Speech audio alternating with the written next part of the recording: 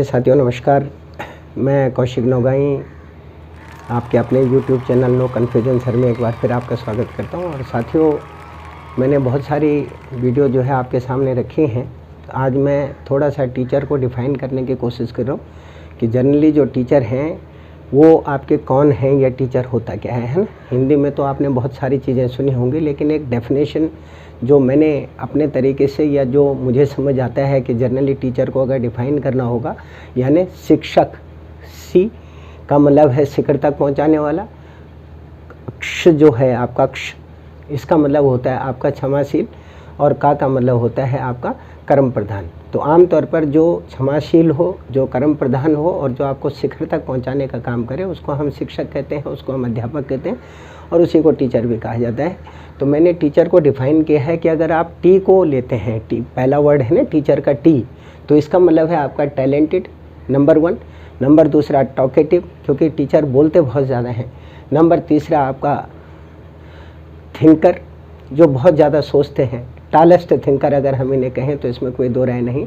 और उससे अगला मैंने आपको बोला टिनी ऑब्जर्वर, बहुत छोटी छोटी बातों को हम ध्यान में रख करके काम करते हैं। यानी टीचर का काम होता है छोटी, कहीं बिंदी नहीं लगी होगी ना तो वो यार बिंदी नहीं लगा, यहाँ कॉमा नहीं लगा, यहाँ हाइपन नहीं लगा, यहाँ इन्वर्टेड कॉमा नहीं लगा, यहाँ इंटरोगेशन नहीं लगा, यहाँ मार्क ऑफ एक्सक्लेमेशन नहीं लगा, बोलते हैं ना टीचर। तो आमतौर पर ये सारी की सारी बातों का मतलब है टिनी ऑब्जर्वर, यानी छोटी छोटी चीज़ों को ध्यान में रखने वाला। तो टी से मैंने क्या बोला आपको, नंबर पहला मैंने बोला बहुत टैलेंटेड होते हैं, टॉकेटिव होते हैं। नंबर तीसरा हाईएस्ट थिंकर्स होते हैं। और अगला मैंने बोला टिनी ऑब्जर्वर होते हैं। तो ये तो टी को डिफाइन करता है ना टीचर को। नंबर दूसरा है आपका ई, इसका मतलब जो एफिशिएंट हो, इसका मतलब जो इफेक्टिव हो, और इसका मतलब जो एलिजिबल हो। तो टीचर आपके इफेक्टिव भी होते हैं, एलिजिबल भी होते हैं, और आपके एफिशिएंट भी होते हैं। नंबर नेक्स्ट आपका जो है ए है, इसका मतलब है एक्यूरेट हो, कभी गलत जो है होता नहीं है। 99.99% में टीचर जो है गलत होता नहीं है। तो ए में आपका एक्यूरेट होता है, आपका इफेक्टिव होता है, और आपका अश्योर होता है, यानी जो कह दिया वो आपका पक्का होता है ना। उससे अगला वाला आपका सी है, इसका मतलब करेक्टर वाला होता है, क्लीन होता है, और उसके बाद चार्मिंग होता है, जिससे वो बच्चों को पढ़ाने का काम करते हैं। उससे अगला आपका एच है, इसका मतलब आपका ऑनेस्ट है, इसका मतलब आपका हार्ड वर्क है, और इसका मतलब आपका ऑनरेबल है ना। यानी बहुत मेहनत भी करते हैं, बहुत ज़्यादा ईमानदार भी होते हैं, और बहुत सम्माननीय भी होते हैं। और उससे अगला है साथियों आपका ई, इसका मतलब है आपका एनर्जेटिक होते हैं और इंजन होते हैं। यानी किसी भी अगर पूरे स्कूल को अगर ड्राइव करने का काम करें, क्लास को ड्राइव करने का काम करें, तो क्लास साथियों तब तक ड्राइव नहीं होगी जब तक टीचर नहीं होगा। तो teacher is look like a engine, या teacher is just like an engine. तो आमतौर पर ई का मतलब आपका जो अगला ई है, इसका मतलब आपका इंजन हो गया, एनर्जेटिक हो गया, और आपका जो है इजी वे मेकर हो गया, बहुत आसानी से जो आपके रास्तों को बना देते हैं। और सबसे लास्ट वाला आपका आर है, इसका मतलब आपका रेगुलर हो गया, नंबर 1 रेगुलर, नंबर दूसरा आपका रिस्पॉन्सिबल, और नंबर तीसरा आपका रिस्पेक्टेड। तो ये सारी चीज़ों को मिल करके आपके टीचर को डिफाइन करते हैं। और हमारे संस्कृति में कहा जाता है कि गुरु ब्रह्मा गुरु विष्णु गुरुदेवो महेश्वरा, गुरु साक्षात परम ब्रह्मा सर्वहे गुरुवे नमः। कहने का मतलब यह है कि गुरु ब्रह्मा भी हैं, गुरु विष्णु भी हैं, गुरु शिव भी हैं, गुरु ब्रह्मा गुरु विष्णु गुरुदेवो महेश्वरा, और गुरु साक्षात परम ब्रह्मा सर्वहे गुरुवे नमः। कहने का मतलब है कि जो भी व्यक्ति इस लॉजिक में आते हैं, या जो भी इस पूरे के पूरे सिस्टम के अंदर आते हैं, आमतौर पर वो सब क्या होते हैं, गुरु होते हैं। वो किसी न किसी प्रकार के काम को अंजाम देते हैं, उसको बेहतरी के साथ कार्य क्षेत्र में डालते हैं। अब आमतौर पर बहुत सारे लोगों ने गुरु की जो परिभाषाएं हैं वो अलग अलग प्रकार से दी हैं। हम अगर कबीरदास जी की बात करते हैं तो उन्होंने बहुत सारी बातें गुरु के बारे में कही हैं, और वो यथार्थ रूप में भी हैं। जैसे मैं आपको एक एग्जांपल देता हूं कि उन्होंने बोला कि साहब गुरु गोविंद दो घड़े काके लागो पाए, और बलिहारी गुरु आपने गोविंद दियो बताए। कहने लगे जी गुरु और भगवान ये दोनों के दोनों जो है सामने खड़े हो रखे हैं। तो जो शिष्य है उसको ये समझ नहीं आता कि मुझे पहले किसके चरणों में जाके नमस्कार करना चाहिए, तो वो गुरु के चरणों में पहले चला जाता है, भगवान से पहले गुरु के चरणों में चला जाता है, और क्या कहता है कि गुरु जी मुझे भगवान के बारे में तभी पता चला जब आमतौर पर आपने मुझे ज्ञान दिया। तो अंधकार से उजाले की तरफ ले जाने वाला जो व्यक्ति है, अंधेरे से उजालों की तरफ ले जाने वाला जो व्यक्ति है वो आपका क्या है साथियों, उसको हम गुरु कहते हैं। गुरु एक ऐसी सड़क है साथियों, एक ऐसा रास्ता है जो अपनी जगह पर एज इट इज रहता है, लेकिन सभी लोगों को उनके मंजिलों तक पहुंचाता है, सभी लोगों को उनका जो गंतव्य स्थान है, जो उनकी डेस्टिनेशन है, वहां तक पहुंचाने का काम करता है। साथ में कबीरदास जी ने गुरु के बारे में बहुत सारी बातें कही। उन्होंने कहा कि गुरु कुमार शिष्य कुंभ है, गुरु कुमार शिष्य कुंभ है। गुरु कहने लगे कि कुम्हार की तरह होता है और शिष्य एक घड़े के समान होता है, और क्या करता है कि गड्डी गड्डी गाड़े खोट, उसके अंदर की जो कमियां होते हैं उसको हमेशा जो है ठीक करता रहता है, शेप डालता है ना, घड़े के अंदर एक आकार देता है उन्हें। तो आमतौर पर गुरु क्या कहता है, गुरु कुमार शिष्य कुंभ है और गड़ी गड़ी गाड़े खोट, और अंतर हाथ सहार दे और बाहर बाहे चोट। अंदर से तो हाथ रख देता है उसके और बाहर से, ताकि वो टूटे नहीं, अंदर हाथ रख देता है और बाहर से उसको जो है हल्का हल्का थपथपाता रहता है ताकि वो एक आकार दे सके, तभी जाकर के तो साथियों सुराही बनती है या मटका बनता है या घड़ा बनता है, नहीं तो वो बनता नहीं। तो गुरु की तुलना जो है किससे की गई है, कुमार से की गई है, जो एक नए प्रकार की आकृति, एक नए प्रकार की रचना को अंजाम देता है। इसी में आगे वो आपसे कहते हैं कि जब मैं था तब गुरु नहीं, जब मैं था तब गुरु नहीं। मैं का मतलब आप जानते हैं, मैं का मतलब होता है घमंड, मैं का मतलब होता है अभिमान, मैं का मतलब होता है गुरूर, मैं का मतलब होता है एरोगेंसी, मैं का मतलब होता है घमंड, अपने से बड़ा किसी को समझना। तो जब मैं था तब गुरु नहीं, यानी जब तक गुरु जी के बारे में जब तक मेरे अंदर घमंड था तब तक मुझे गुरु के बारे में ज्ञान नहीं था। और उसके बाद क्या हुआ जी, अब गुरु है मैं नहीं, अब गुरु के दर्शन हो गए, तो उस दिन से जो मैं नाम का शब्द है, जो घमंड नाम का शब्द है, वो मेरे जीवन से क्या हो गया, गायब हो गया, समाप्त हो गया। और प्रेम गली अति सांकरी, जो प्रेम का रास्ता है साथियों वो बहुत ज़्यादा तंग होता है, उसमें जगह बड़ी कम होती है ना। प्रेम गली अति सांकरी, प्रेम का जो रास्ता है वो बहुत ज़्यादा पतला होता है, बहुत हल्का होता है। और होता क्या है कि जामे दो न समाए, अब उसमें या तो मैं रह सकता है या गुरु रह सकता है। तो अगर आपने मैं को त्यागना है तो आप हमेशा ही गुरु आपके सर्वोपरि होंगे, क्योंकि जब तक मैं रहता है तब तक गुरु नहीं रहता, और जिस दिन मैं समाप्त हो जाता है उस दिन गुरु आपके साथ में जुड़ जाते हैं। मैं का मतलब मैं से नहीं है, मैं का मतलब घमंड से है, अभिमान से है ना, एरोगेंसी से है, अपने आप को तोप समझने से है, अहंकार से है, अपने आगे किसी को कुछ नहीं समझने से है। इस प्रकार के जो व्यक्ति होते हैं वो मैं से प्रेरित होते हैं, अर्थात उनको मैं नाम की बीमारी लगी होती है।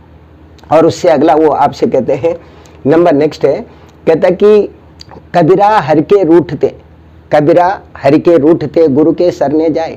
कहने लगे कबीरदास जी कहते हैं कि अगर सपोज करो भगवान जी रूठ गए तो गुरु की शरण में चले जाओ भैया, वो कोई ना कोई रास्ता आपको जरूर बता देंगे। क्या कहते हैं, वो कहते हैं कि कबीरा हर के रूठते गुरु के शरणे जाए। कहने लगे भैया कबीरदास जी कहते हैं कि अगर भगवान रूठ गए हैं तो गुरु की शरण में चले जाओ, वो कोई ना कोई रास्ता तुम्हें जरूर बता देंगे। और आगे इसी में वो आपसे कहते हैं, कहे कबीर गुरु रूठते हरि नहीं हो तो सहाय। और कबीरदास जी कहते हैं कि गुरु जी अगर एक बार जो है गुरु आपसे रूठ गया तो फिर भगवान भी आपको नहीं बचा सकते, भगवान भी आपका कुछ नहीं कर सकते। ये उन्होंने गुरु के बारे में अलग अलग प्रकार की बातें कही। अब साथियों हमारे हिंदुस्तान के अंदर की अगर मैं बात करूं तो वैसे तो असंख्य गुरु हुए हैं, लेकिन आमतौर पर जिन्होंने अपने क्षेत्र के अंदर विशेष प्रकार का काम किया है, खास प्रकार के लोग रहे हैं, वो आपके चाणक्य जी का नाम आपने सुना होगा, जिन्होंने एक साधारण से व्यक्ति को एक अखंड भारत का जो है राजा बना दिया था, चंद्रगुप्त को। तो आप चाणक्य के बारे में अच्छी तरह से जानते हैं, पूरा वर्ल्ड उन्हें जो है मानता है, उनके द्वारा लिखी गई किताबें बहुत मशहूर हैं। आप जो है स्वामी विवेकानंद जी को जानते हैं, जिन्होंने अमेरिका में भारत का वर्चस्व जो है कायम किया, बताया उन्हें कि वास्तव में भारत क्या है और भारत की इंपॉर्टेंस क्या है। उसके बाद आपके जो है विनोबा भावे, इन्होंने भूदान का एक बहुत लंबा चौड़ा आंदोलन साथियों लगाया था और महात्मा गांधी के बहुत बड़े अनुयायी थे।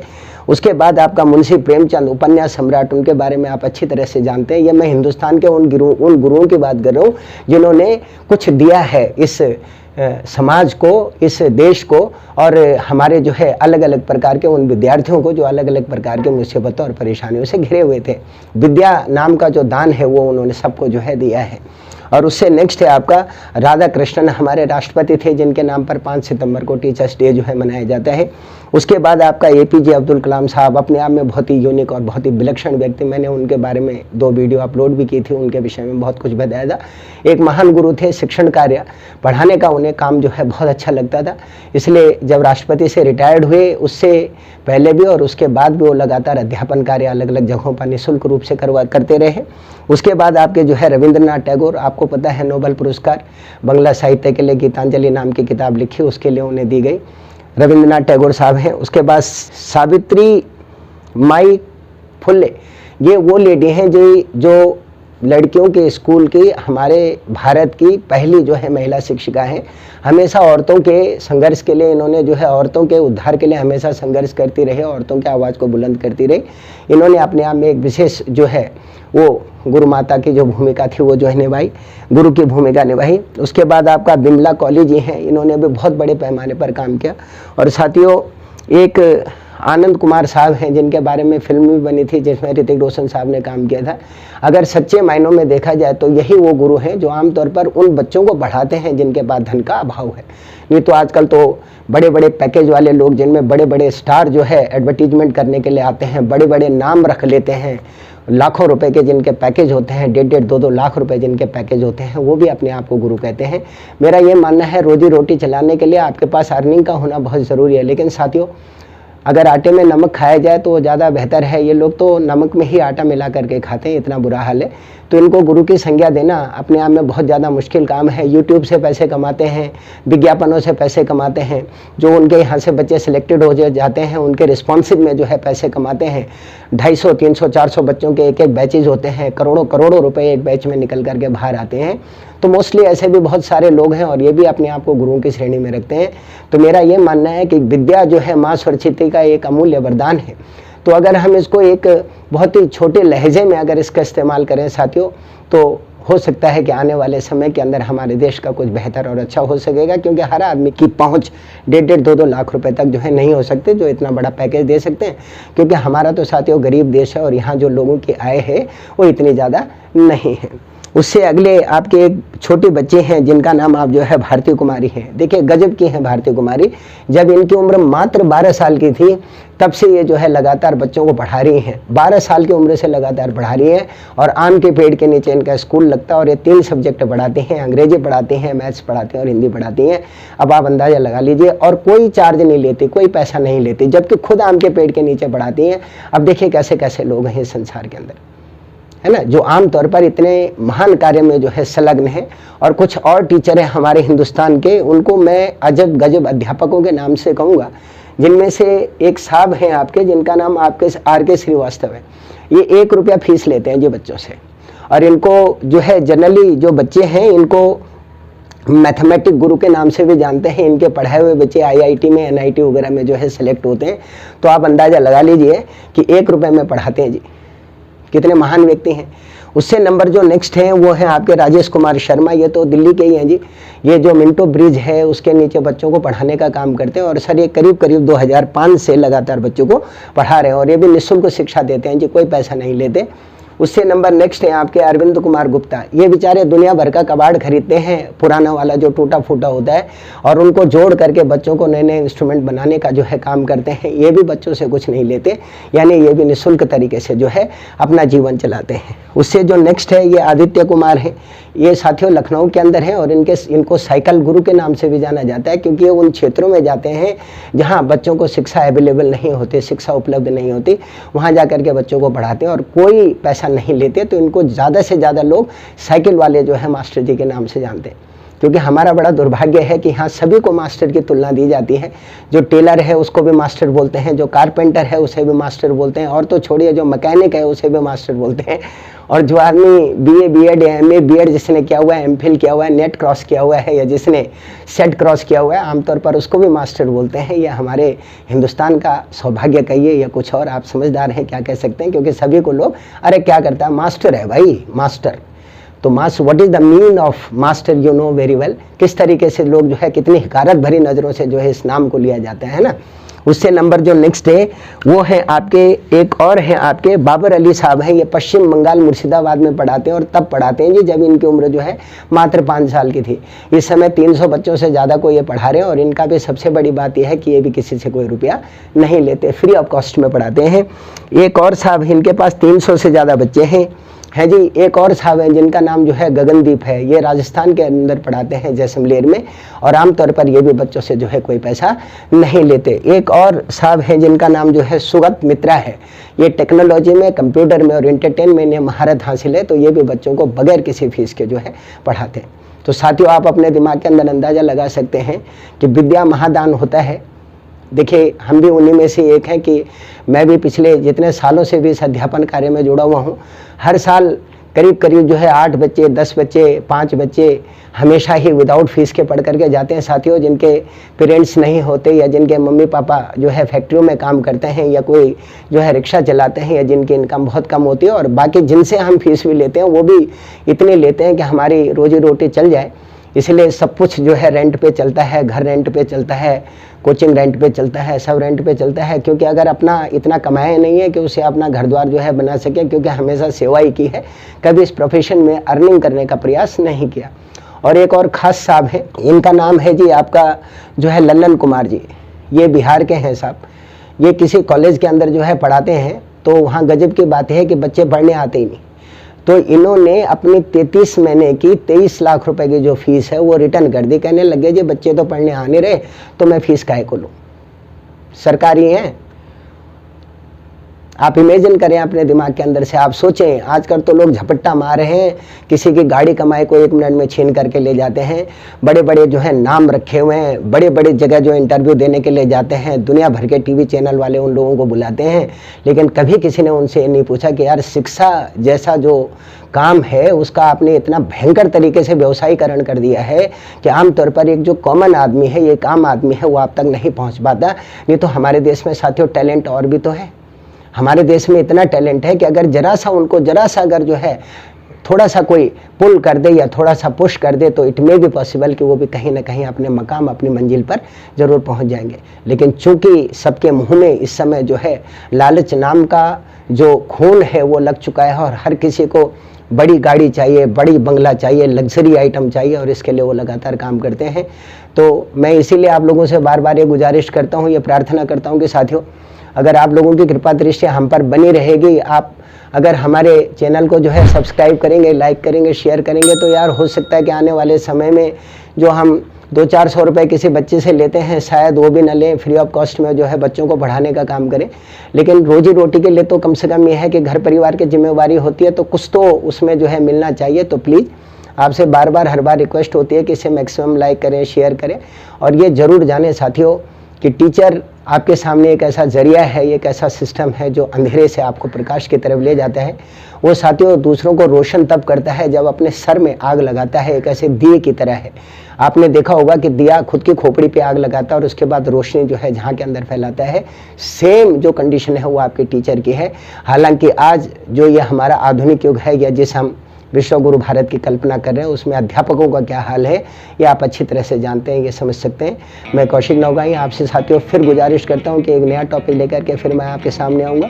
और अगर आप चाहते हैं कि नो कन्फ्यूजन सर आपका जिंदा रहे, वो लगातार काम करता रहे साथियों, तो आपकी एक ही इनायत मुझे चाहिए, एक ही कर्म आपका होना चाहिए, एक ही जो है अच्छी दृष्टि आपकी हमारी तरफ होनी चाहिए। और वो ये होनी चाहिए साथियों कि प्लीज़ इसको ज़्यादा से ज़्यादा लोगों को लाइक करें, शेयर करें और समझें कि एक टीचर का जो दर्द है या जो भी बेचारे इस प्रोफेशन में टीचर हैं जो सरकार में नहीं है, प्राइवेट सेक्टर में है, मैं उन बड़े बड़े जो है जो विशाल का है जो लोग हैं जिन्होंने अपना वर्चस्व चारों तरफ फैला करके रखा हुआ है अपने नेम और फेम से, मैं उनकी बात नहीं कर रहा हूँ। जो दोनों हाथों से दुनिया से पैसा समेटने का काम कर रहे हैं, मैं उनकी बात कर रहा हूँ जो प्रतिभा संपन्न तो हैं लेकिन आमतौर पर उनको कोई प्लेटफॉर्म नहीं मिल पा रहा। तो ये एक जरिया है उनको प्लेटफॉर्म देने का। तो आपसे गुजारिश है कि प्लीज़ इसे ज़रूर आगे प्रोड्यूस करें। इसी उम्मीद के साथ मैं इसकी नेक्स्ट वीडियो लेके फिर आपके सामने आऊँगा। तब तक के लिए नमस्कार। अपने और अपने परिवार का ध्यान रखें, स्वस्थ रहिए, आरोग्य रहें और जीवन में आगे बढ़ें। Thank you.